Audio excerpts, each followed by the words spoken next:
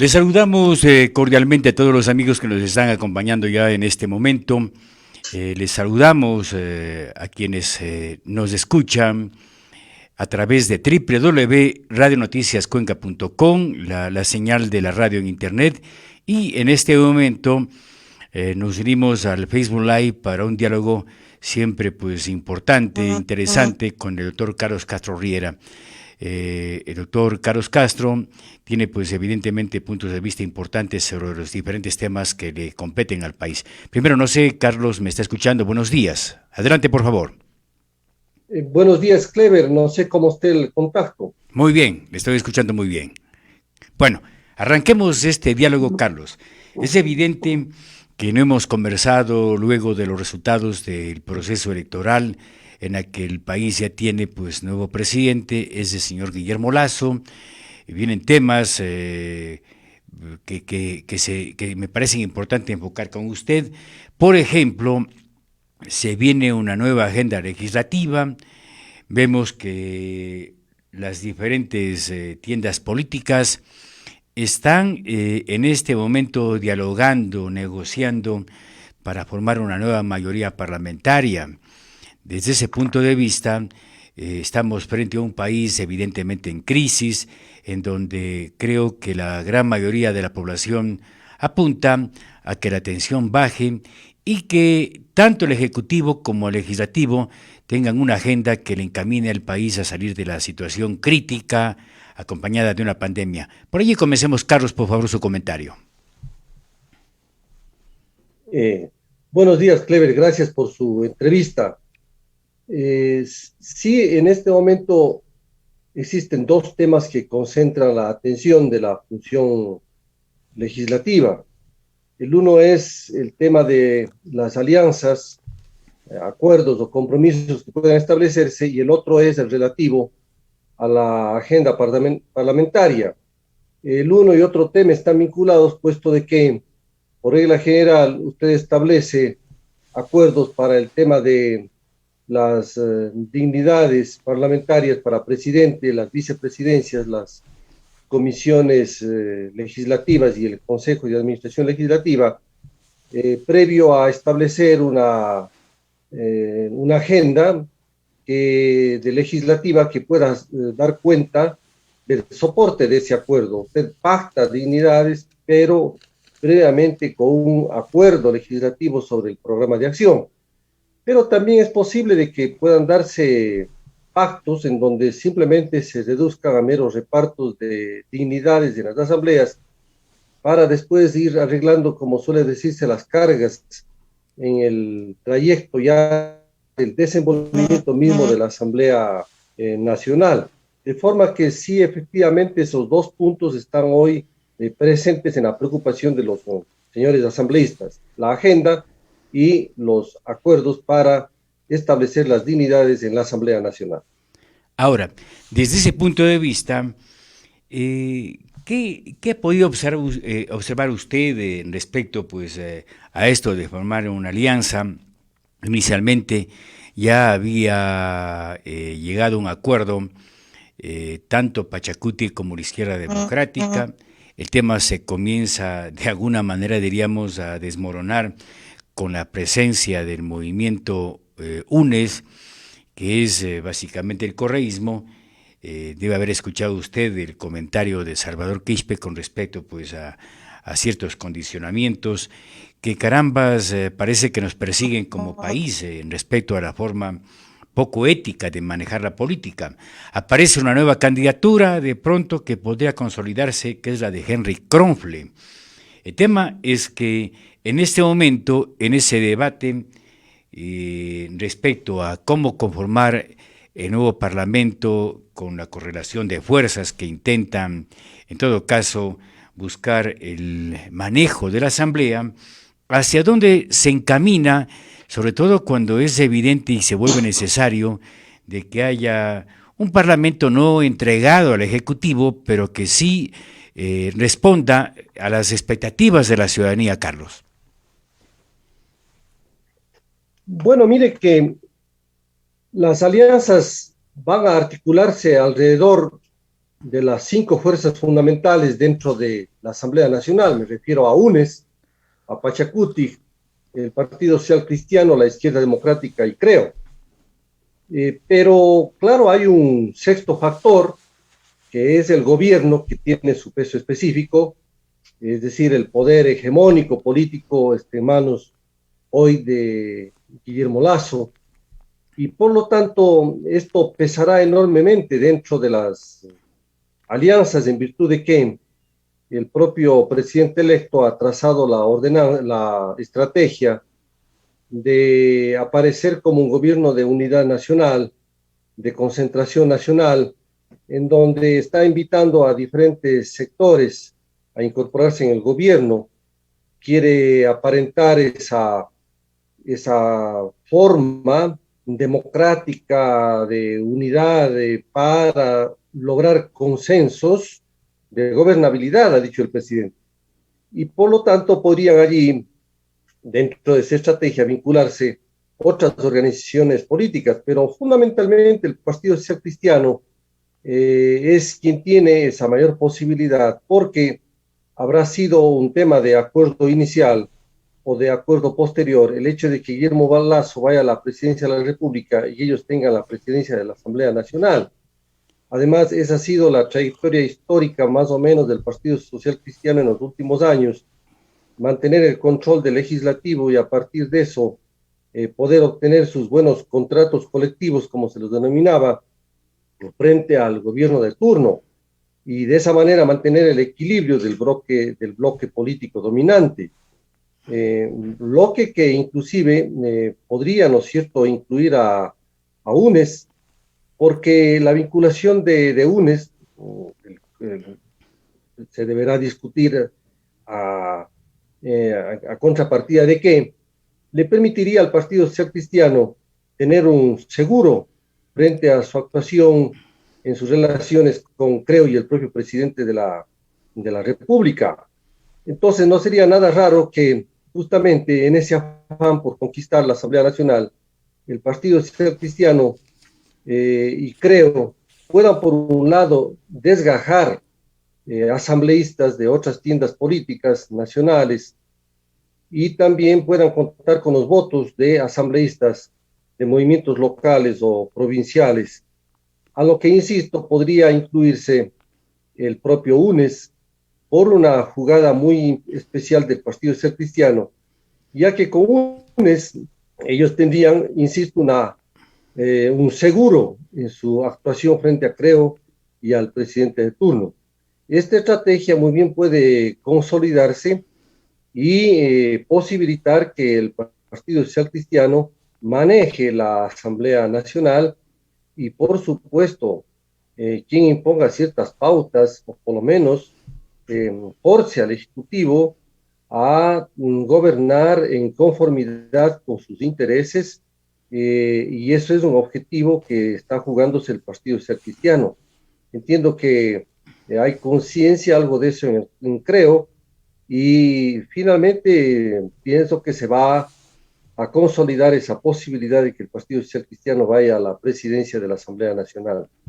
Ahora, Carlos, es importante lo que usted está manifestando, sobre todo en la medida de que se podría generar una especie, yo diría, de malestar ciudadano con respecto pues a ese apoyo que podría darse de UNES, que de lo que se conoce hasta el momento trata de imponer condiciones de alguna manera para poner a buen recaudo, digamos claramente, todas las fechorías que se han cometido en los últimos años.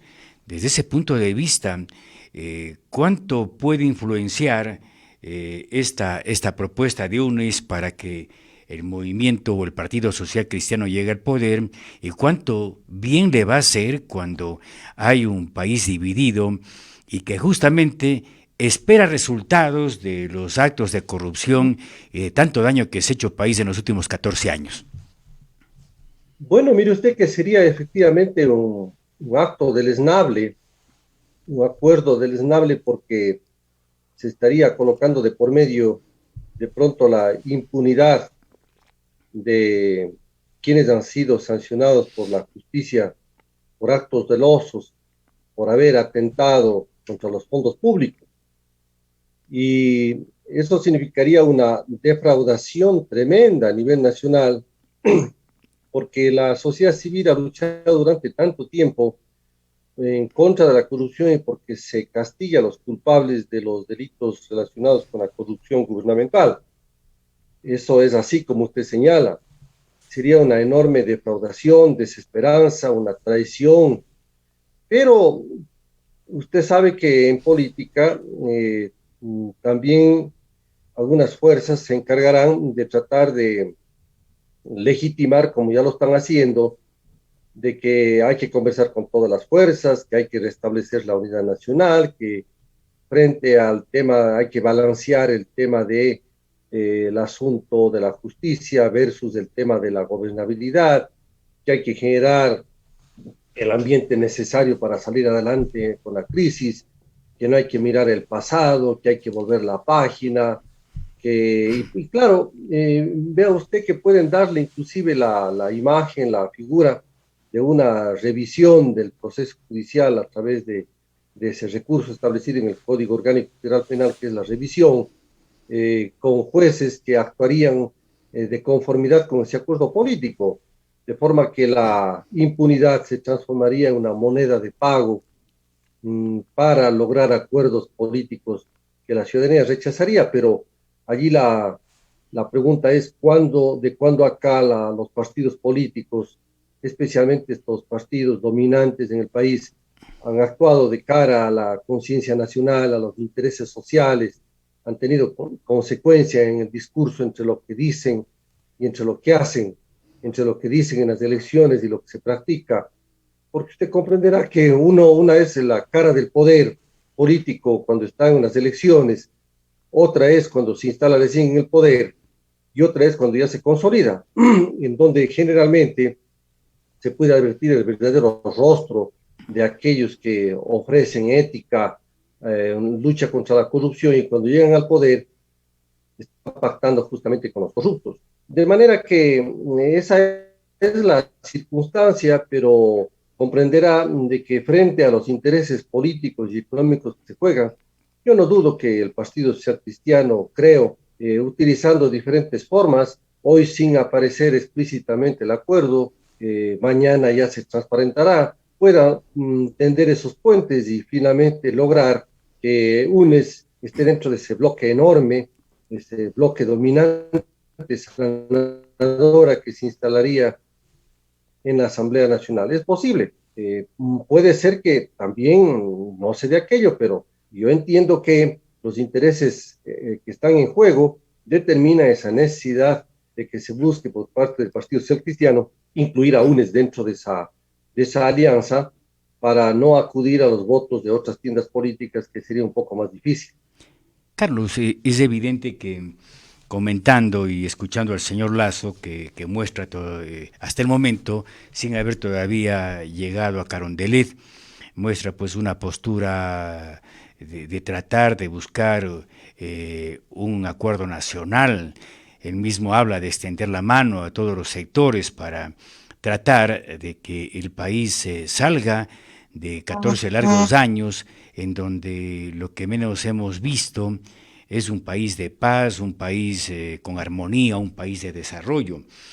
¿Usted cree que sea tan perverso, digo yo, utilizo esta palabra un poco dura, el Partido Social Cristiano, de llegar a negociar con quienes han sido protagonistas de tanto daño al país en medio de una situación que ya revienta por el malestar que tiene la ciudadanía con respecto a lo que está pasando?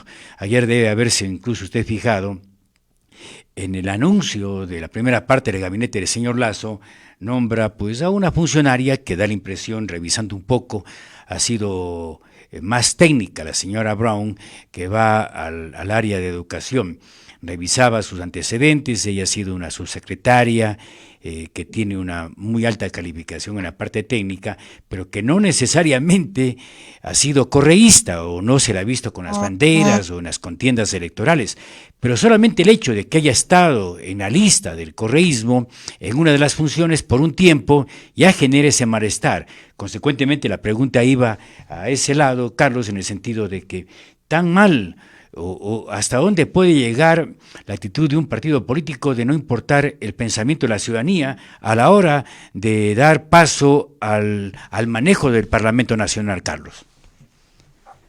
Bueno, no sería la primera vez que se ocurra porque en la Asamblea Nacional y en el Parlamento Nacional o Congreso Nacional a lo largo de la historia de nuestro país, pues se ha defraudado constantemente al pueblo, ¿no?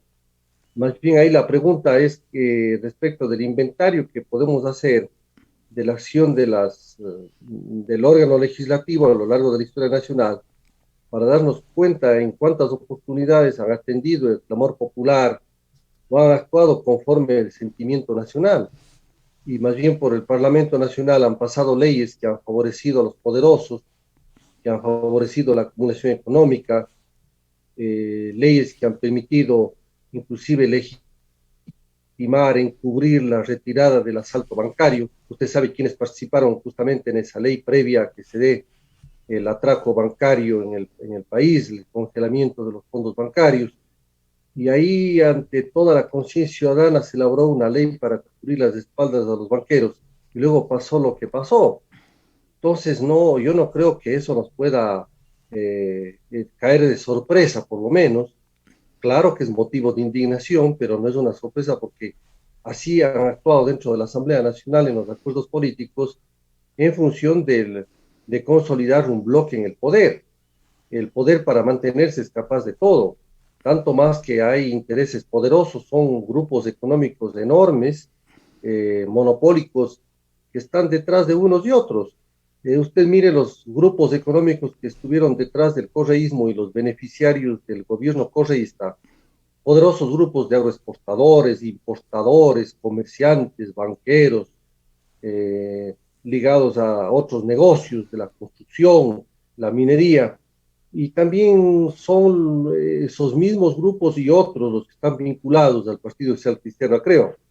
Desde ese punto de vista, los intereses económicos que están detrás tanto de el correísmo cuanto los que están detrás del Partido Social Cristiano, y creo, son intereses coincidentes, tienen una misma base común a quienes responden finalmente. Esto yo no digo de memoria o por hablar, estoy refiriéndome a quienes fueron los beneficiarios últimos económicos en el gobierno de Correa, y esos mismos grupos económicos son los que están ahora detrás del Partido Social Cristiano, y creo. Entonces, estos son elementos que dan lugar como para señalar que no hay dificultad para que el Partido Social Cristiano busque un acercamiento con UNES. Además, no lo han desmentido, ha señalado que efectivamente está en conversaciones, personas vinculadas a la ciudad de Guayaquil en las redes sociales señalan circunstancias de esas reuniones y por supuesto no lo han desmentido. El mismo dirigente Nebot ha señalado que hay que conversar con todo el mundo. Correa a su vez se ha puesto a las órdenes para la gobernabilidad ante Lazo.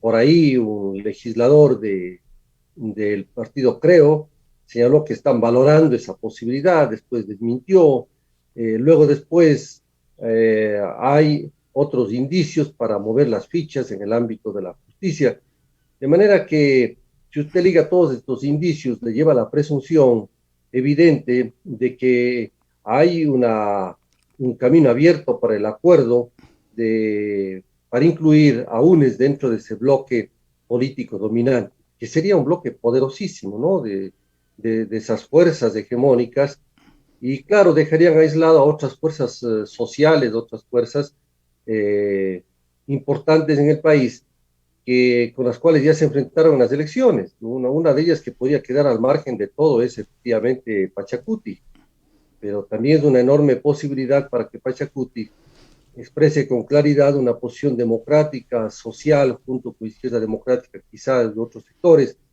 y enfrentar tremenda aplanadora que podía venirse, ¿no? Y recoger las aspiraciones del pueblo, de la ciudadanía, y frente a ese acuerdo dominante por arriba se puede establecer un acuerdo de los movimientos sociales, una alianza popular por debajo.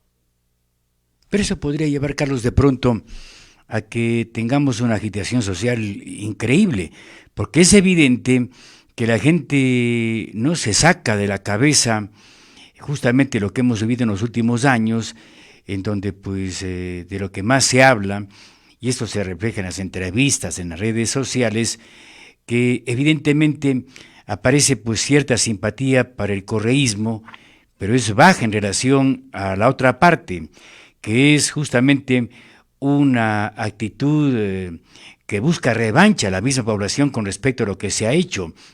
Y le decía hace un rato, solamente el hecho de que se nombre a alguna persona o las advertencias del mismo presidente de la República de la no presencia del correísmo ya genera un malestar. Usted expresaba de Francisco Jiménez, que yo no sé qué quiso decir o se expresó mal o cuál fue la intención, pero solamente es hecho, ya está aislado del gobierno en este momento. Y es evidente que sería un pésimo paso desde el Parlamento si es que se logra dar este acuerdo, que posiblemente sea lo que se pueda concretar en los próximos días. Entonces estamos hablando de que vamos a tener un país mucho más convulsionado, Carlos. De hecho, uno de los escenarios que se prevé en el país es el hecho de la conflictividad, porque como usted comprenderá, la crisis económica no ha cesado en el país, continúa, se agrava, igual que el tema de la crisis fiscal, a ello el tema de la pandemia, estamos llegando a picos enormes de contagio, y donde no se ve orden en el proceso de vacunación, donde no se ha transparentado cosas que han sucedido en el proceso de vacunación, también hay corrupción en algún sentido, y esa crisis ética, moral que sufre el país. El descontento en el país está represado. La famosa gobernabilidad que busca el gobierno de entrante de Lazo únicamente se podría conseguir a costa de que el gobierno pueda hacer ciertos renunciamientos en sus programas neoliberales, en sus programas privatizadores, monetizadores del patrimonio público que quieren entregar a manos privadas. También limitaciones en el ámbito de su modelo extractivista, fundamentalmente limitaciones de la actividad minera, de las concesiones mineras en fuentes de agua y humedales y otros ecosistemas sensibles. Eso podría dar cierta gobernabilidad, cierta paz, cierta tranquilidad. Y claro, alguien podría decir, ¿y por qué no es posible entonces una alianza también entre el Partido Social Cristiano, creo, Pachacuti y la Izquierda Democrática? No niego esa posibilidad, eso sería cambiar de la estrategia de la concentración del poder a una estrategia de concertación del poder. Pero eso implicaría que el Partido Social Cristiano y Creo renuncien a ciertos aspectos que tienen que ver, insisto, con el programa neoliberal y el extractivismo, y a su vez que de parte de Pachacuti y de la izquierda democrática consideren esa relación como ciertos compromisos en política, en el sentido de que un compromiso en política significa renunciar a objetivos de un partido, de un movimiento en aras de conseguir objetivos más altos, en este caso contribuir a la gobernabilidad, pero que significaría que a su vez los otros, el gobierno y el Partido Social Cristiano, renuncien también a limitar el tema de las privatizaciones y el tema del extractivismo. Esa sería la condición. Y la otra posibilidad que podría darse es una alianza entre Pachacuti, Izquierda Democrática y UNES, pero usted sabe que es una alianza difícil porque precisamente Pachacuti y Izquierda Democrática en su campaña pusieron énfasis en el tema de la corrupción y han sido fuerzas de oposición al correísmo. La trayectoria de Pachacuti es una trayectoria de persecución que han sido víctimas del correísmo, y una alianza de esa naturaleza sería muy difícil que también se dé. Por eso el escenario de la conflictividad social está dada en este país.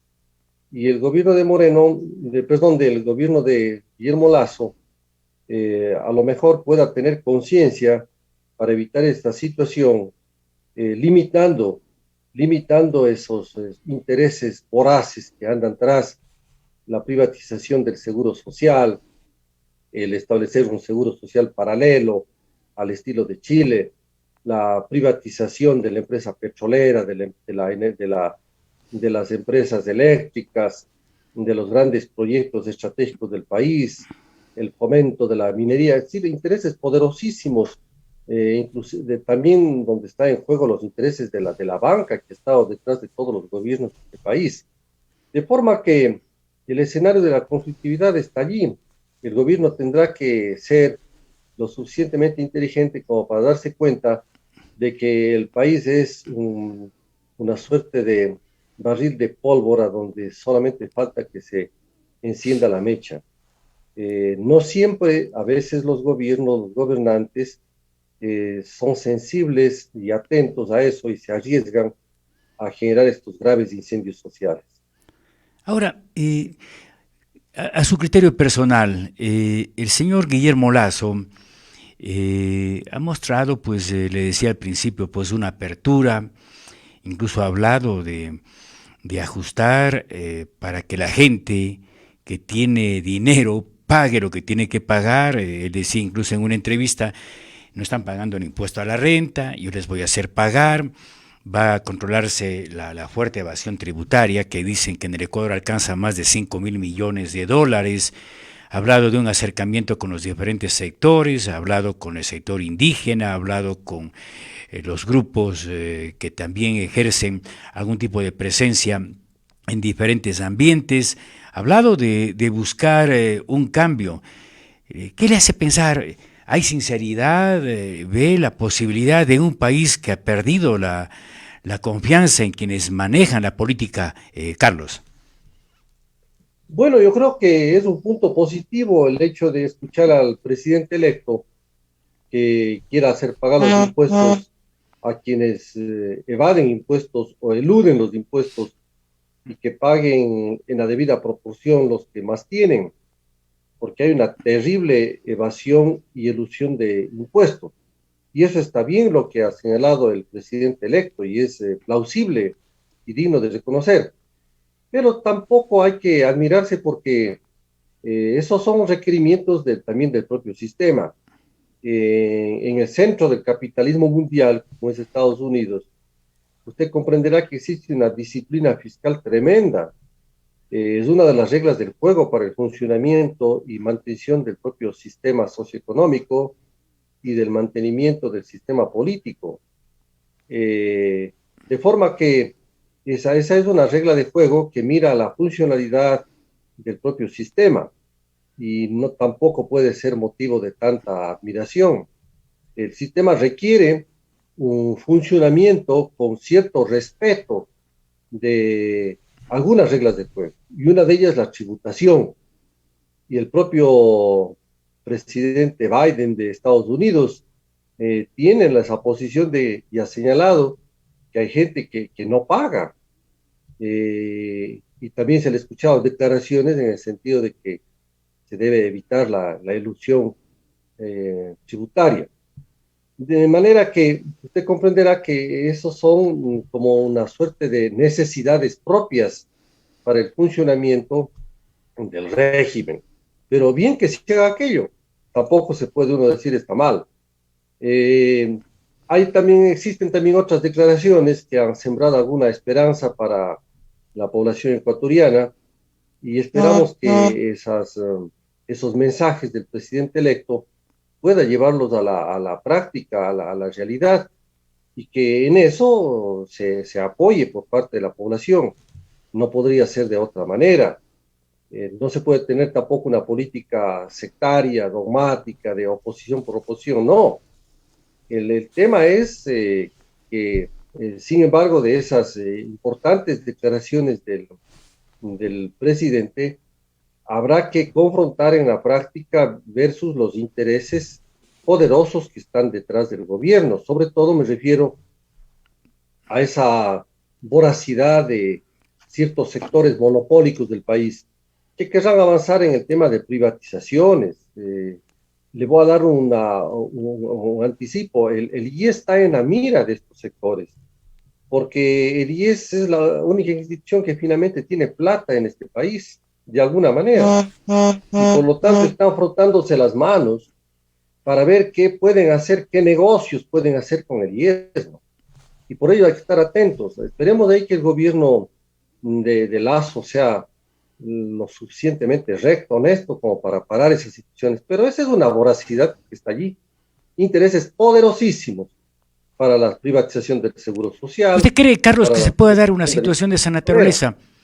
Porque me da la impresión que si se intenta privatizar el seguro social, o qué sé yo, las eléctricas, y sobre todo el seguro social, aquí se arma la tercera guerra mundial, pues Carlos.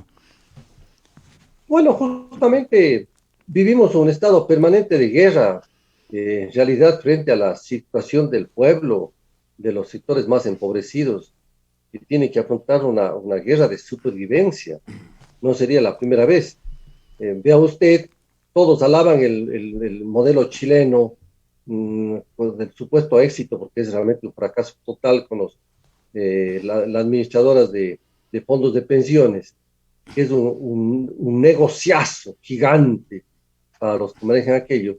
Y en el país se empieza a hablar, ¿no es cierto?, de la crisis del IES y cómo se va a sacar adelante la crisis del IES. Claro que es cierta la crisis del IES, pero no es estrictamente por culpa de los aportantes o cosa por el estilo, sino porque ahí tiene que haber una acción moralizadora, ética, de suprimir la corrupción, establecer el equilibrio necesario del número de burócratas que exista allí, el poder exigir justamente los aportes al IES al debido tiempo, cobrar la inmensa deuda que existe del IES.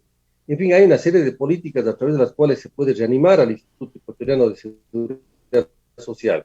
Pero usted habrá escuchado como periodista juicioso que es que todos los días se escuchan estos cantos de sirena, que el IES ya no sirve, que hay que realmente avanzar a las cuentas personales. Son afanes privatizadores, y eso ha estado en la mira desde hace años. Y por ello digo que el gobierno nacional tiene que darse cuenta de esta situación.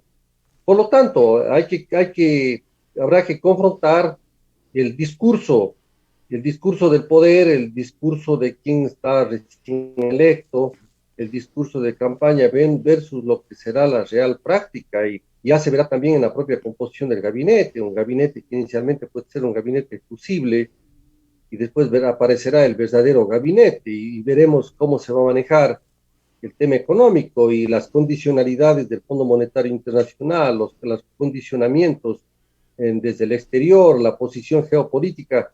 Todo eso va a ir dando pautas de cómo va ubicándose el gobierno. Pero sobre todo yo creo, Clever, de que hay una historia nacional que no hay que olvidarse nunca y nunca dejarse marear por los cantos de sirena. Esperemos pues, que el presidente Lazo se rodee de la fortaleza ética, moral, sensibilidad y pueda hacer un gobierno que pueda recordarse de la historia, ¿no? Eso es lo que aspiramos y desearle que le vaya muy bien para que le vaya bien a todos los ecuatorianos, pero hay que estar alertas y no podemos dejar de tomar en consideración los tremendos intereses que están en juego y las fuerzas de estas económicas voraces y poderosas que están detrás del Partido Social Cristiano y de Creo. Ojalá que pueda frenar. Y también, por supuesto, de UNE.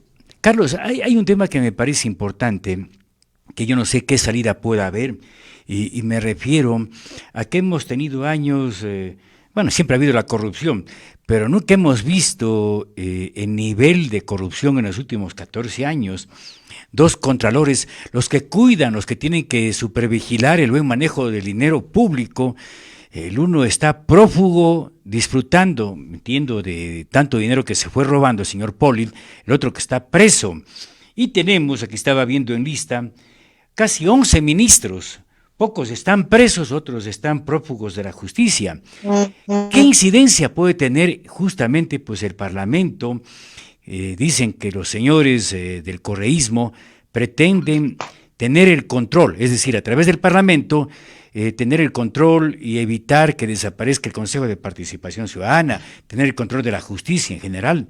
Este es un tema, una tarea importante que evidentemente el Ejecutivo no puede intervenir de todas maneras directamente, pero sí puede hacer, yo entiendo, un seguimiento importante para que esto de haberle robado tanto dinero al Estado ecuatoriano y tener funcionarios de vergüenza, esto vaya desapareciendo. Desde ese punto de vista, ¿qué puede hacer el Parlamento o qué es lo que tiene que pasar, Carlos?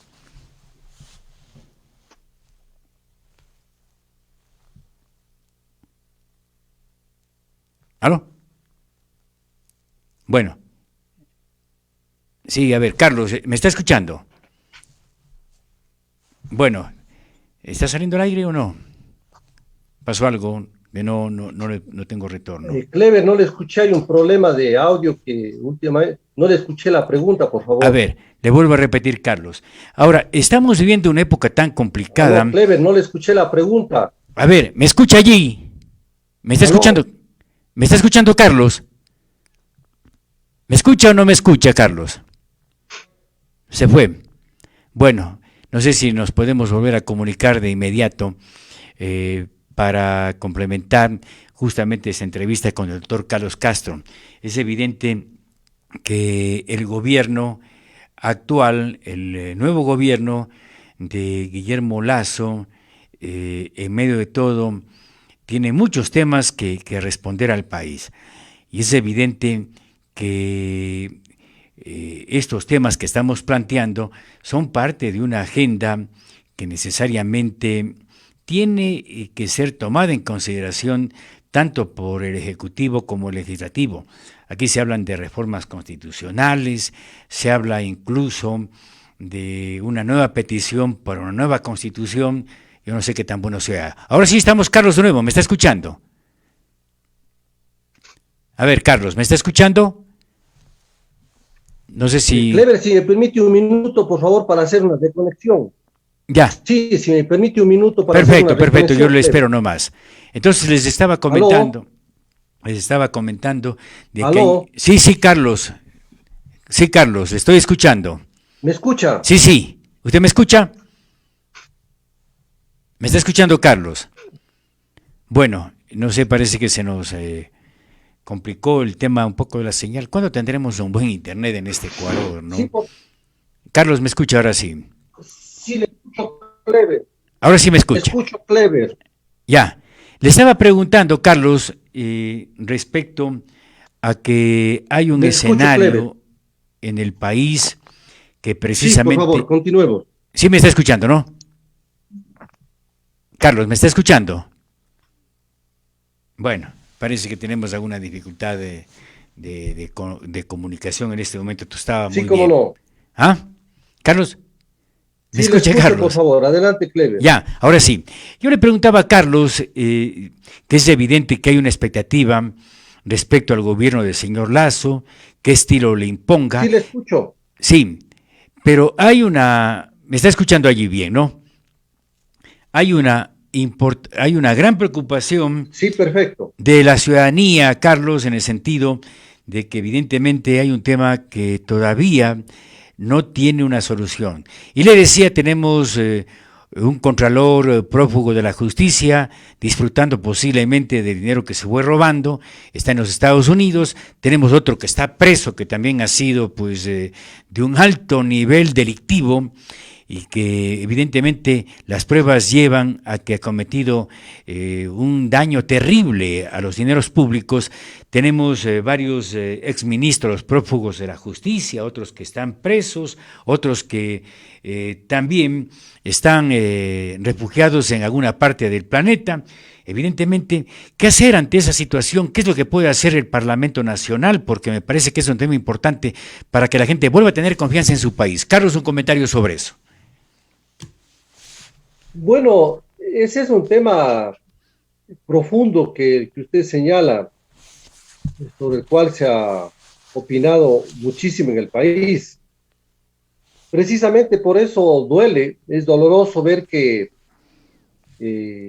aún no se inicia el gobierno de Lasso y sin embargo nos hemos quedado atónitos porque de alguna forma se ha intentado, por lo menos habría que decir así, de negociar el tema de apoyos políticos a costa de el tema de la impunidad, porque la exigencia fundamental de UNES es la revisión del proceso penal frente al expresidente Correa, al ex vicepresidente Jorge Glass y otros presos ordenados por sentencias que están ya firmes en la justicia ecuatoriana. Por ello ese es un mal presagio, porque se comienza mal. Yo allí le hubiese querido escuchar al presidente Lasso, al presidente electo, una declaración absolutamente contundente ante el país. No sé si usted la ha escuchado, yo no la he escuchado, una declaración contundente frente a esa ola de preocupación nacional. No se la ha escuchado. De manera que se inicia, yo diría, pues, con un mal síntoma el tema de la corrupción. Esperemos que no se vuelva a dar, a continuar en esta situación de corruptela del país, porque claro, eso podría ser otro detonante mayor y significaría un desgaste muy rápido del gobierno de Guillermo Lasso. Para ello, si hablamos positivamente, es necesario que se haga un esfuerzo enorme, no solamente desde la Asamblea Nacional, sino desde todo lado, sobre todo el esfuerzo que tendrá que seguir haciéndose desde la sociedad civil, desde el periodismo nacional, la academia, las organizaciones ciudadanas, con el fin de seguir denunciando y exigiendo la recomposición ética y moral del país. Yo no creo, Clever, en acción estrictamente desde el Estado, tal como están las cosas. Y yo creo más bien en lo que podamos hacer todos los ciudadanos, el periodismo, las universidades, las organizaciones ciudadanas, ecologistas, independientes del poder, en torno a ir creando esa conciencia ética nacional, ir arrinconando a los corruptos y que todos los días se denuncie y estar atento a esta situación. Creo más en eso. Quizá desde la Asamblea el aporte que pueda darse es dictando una ley orgánica del Sistema Nacional Anticorrupción para coordinar la acción anticorrupción en todas las instituciones. Pero allí yo quisiera decir que quien puede dar la pauta de lo que ocurre en el país es el propio presidente Guillermo Lasso, ¿no? Que pueda convertirse en un mandatario, que se le pueda recordar por poner coto a la corrupción, por transparentar la utilización de los fondos públicos en el país. Pero también, Clever, el asunto es de que vía políticas públicas también a veces hay una corrupción encubierta. Corrupción cuando se traslada la renta nacional vía políticas públicas económicas a los mismos sectores poderosos.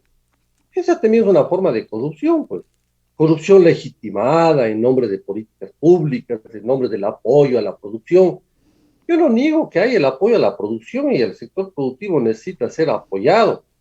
Lo que señalo es que a veces se favorecen políticas especulativas en favor del sector bancario, a favor del sector financiero, que ni siquiera tienen la racionalidad de ciertos límites de llevar o de captar un interés modesto, comprensible, de retribución a su actividad, sino a veces políticas usureras, políticas que engordan brutalmente el capital especulativo.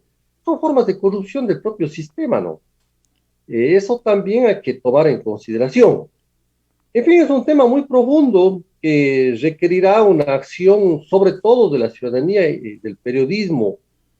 Esperemos también la iglesia se reincorpore y pueda, ¿no es cierto?, llevar un mensaje ético, la academia, el sistema de educación, Y como siempre digo, pues Clever, aunque esto puede sonar a ilusión o utopía, creo que el tema de la lucha anticorrupción en este país es un tema de largo plazo, de invertir en la educación de calidad para la niñez. En la niñez está la esperanza, unas nuevas generaciones con una nueva conciencia ética, ecológica, moral, recta, esos nuevos ciudadanos.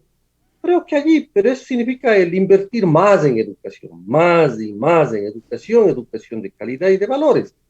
Esto no es un tema de hoy para mañana, pero hay que empezarlo, hay que hacerlo y continuar en esta lucha por moralizar y sentar ética pública en el manejo de los fondos públicos en el país.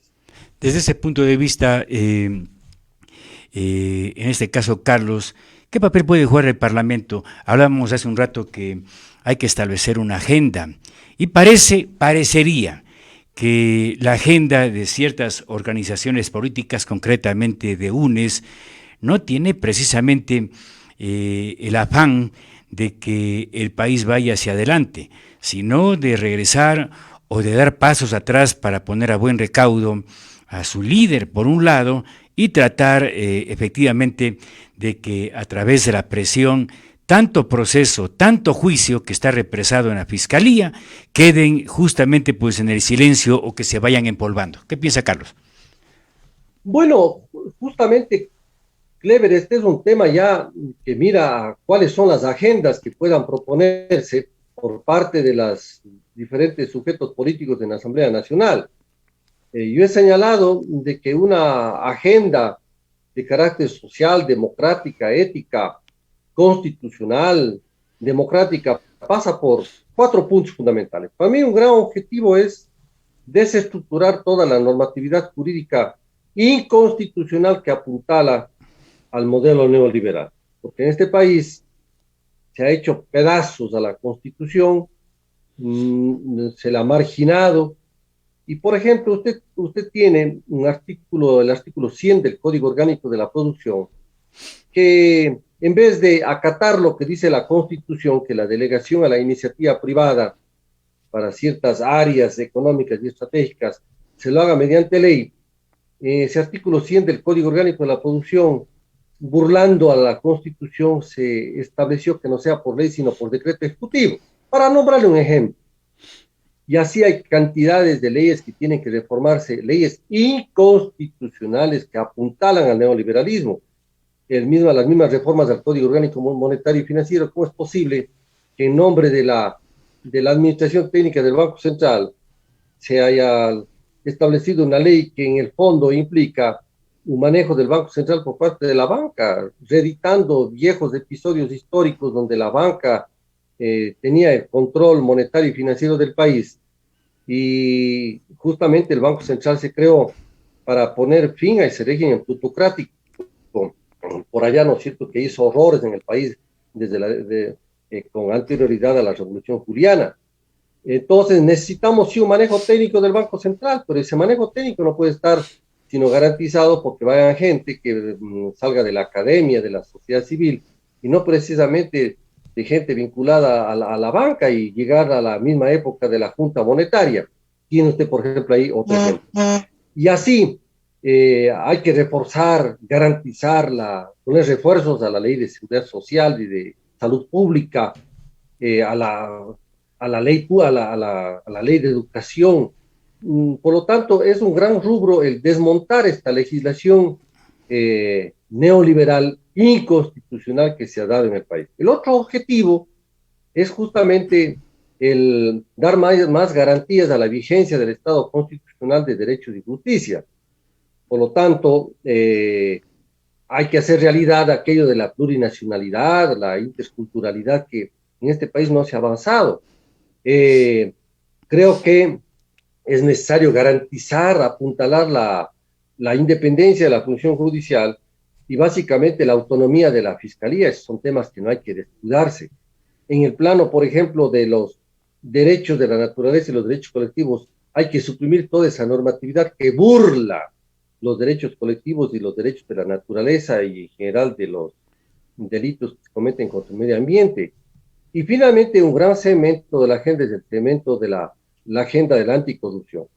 mire usted, hay objetivos, unos que tienen que ver con desmontar la legislación inconstitucional que apuntala al neoliberalismo. Dos, una legislación que haga realidad y que se ejecute el Estado constitucional de Derecho y Justicia. Tres, una legislación que refuerce los derechos humanos, los derechos colectivos y los derechos de la naturaleza. Y cuatro, el tema de crear todo un sistema anticorrupción. Esa es una agenda necesaria. Perfecto. Carlos, ya no le quito más tiempo. De Moreno. Carlos, ya en la parte final, tal vez algún mensaje. No puedo dejar de preguntarle, ¿qué pasó con... ya pasamos y el resultado fue contundente de la consulta por el agua, pero hasta allí nos hemos quedado. ¿Sabe algo más al respecto? ¿Qué es lo que se está haciendo como parte complementaria? Bueno, este dato, Clever, el afán que se tiene es avanzar por la expedición de esa ordenanza que establezca esas áreas de incidencia estratégica en el Cantón Cuenca y norme las políticas públicas para poder incorporar a las comunidades de altura justamente en esa lucha por la defensa y la conservación de los ecosistemas frágiles. A veces no se entiende bien los temas que se aprobaron en la consulta popular. Fíjese usted que hasta este momento no podemos delimitar las zonas de recarga hídrica. Vivimos un momento de transición, ¿hasta cuándo se lo hará? Luego tiene que establecerse en el PDOT y el PUCS, trasladarse lo que dispone el artículo, las considerando 65 y 66 de la consulta popular sobre las limitaciones en esas áreas de zonas de recarga, pero justamente por ello, porque no podemos esperar del Estado, de la CENAGUA, no podemos esperar que se dilate tanto la expedición del PDOT y el PUC, es que tenemos que acelerar a fondo la expedición de esta ordenanza que se ha propuesto. ¿Qué propone la ordenanza? La ordenanza propone hacer uso justamente de las competencias exclusivas constitucionales que tiene el Consejo Cantonal de Cuenca para establecer unas áreas especiales, van más allá de las áreas de recarga hídrica, van más allá que las áreas de conservación, estas áreas de incidencia estratégica para el Cantón Cuenca. Y allí nadie nos puede poner cortapisas. Allí no dependemos del Estado, de CENAGUA, no dependemos de nadie, Clever. Pero esto no se quiere a veces entender. Pues esperemos que en la próxima semana o en esta se puedan desarrollar ya estas reuniones con la Comisión Ambiental del Consejo Cantonal y se pueda avanzar en el trámite de esta ordenanza.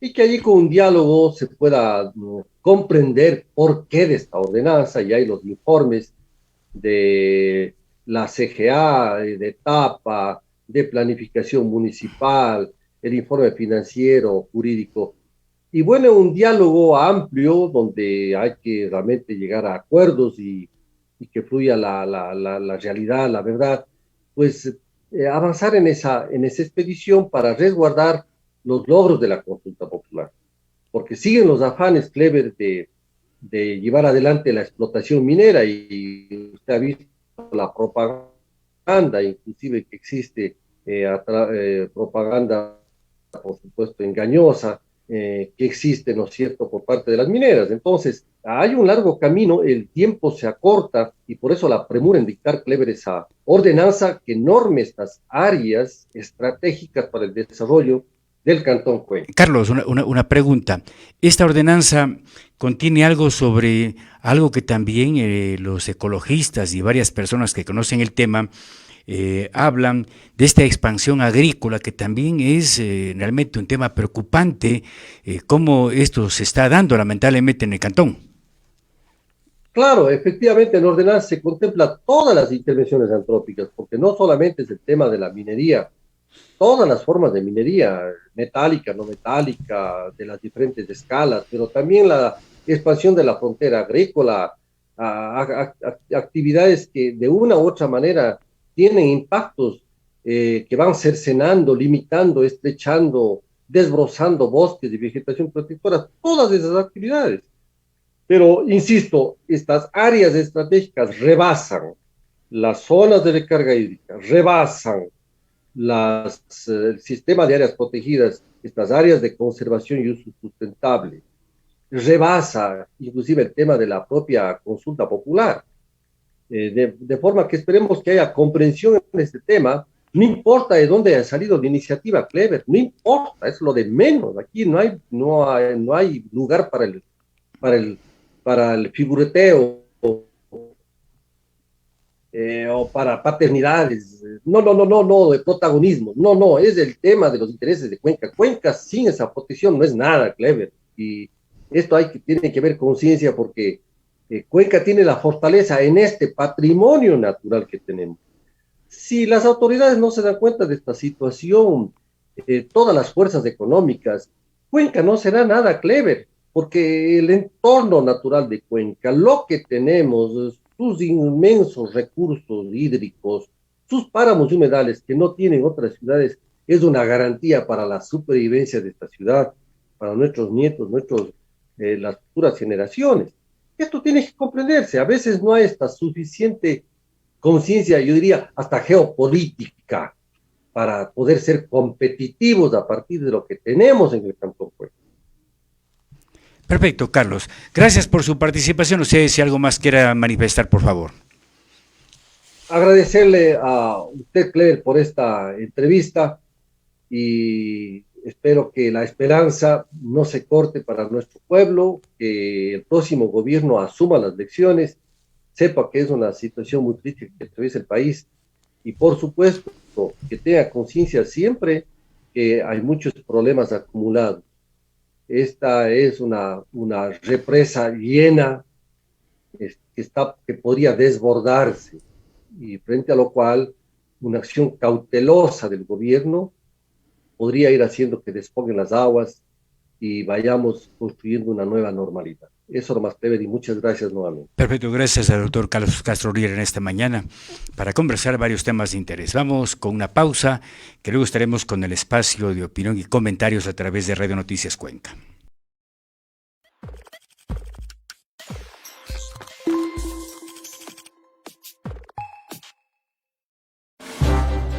Cuenca, año 2050. Cuando la contaminación y la escasez de agua son problemas en todo el mundo, en Cuenca, Ecuador, todavía se vive tan bien como hace 30 años. Esto gracias a que los cuencanos tomaron decisiones correctas como la construcción del proyecto hidroeléctrico Soldados Yanuncay, que ha generado 22 megavatios de energía limpia, reguló el caudal del río Yanuncay y garantizó el agua potable para Cuenca y agua de riego para San Joaquín y Baños.